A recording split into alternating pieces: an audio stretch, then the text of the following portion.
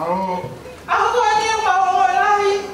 Pamalo, fay pe ako matahay family ko niyo tapos ito no. Lagi selama iki murid di pe fay ade ako to pe lagi mau. Nata mo yaki ki mau to lo fala paya. Ako ni ko mau fu fe fine. Kai ka pe ke ngalo batay sik mau to. Ako ni ko fa kang. Palame mo yeli ke mari poto ai he be ako fa family. Ba ako no ate ba ako fa ai ke te koi. Kalau pun lain orang bapa ya, kau fokus aja tu di motor. Kalau tek-teki, aku pergi tolak kau ni silai tahafe. Bagaimana tu pergi ke bayi orang bayi, kau tahu yang kau silai ni. Kenapa sih hal? Kawan, dia lagi mau persiapan kau.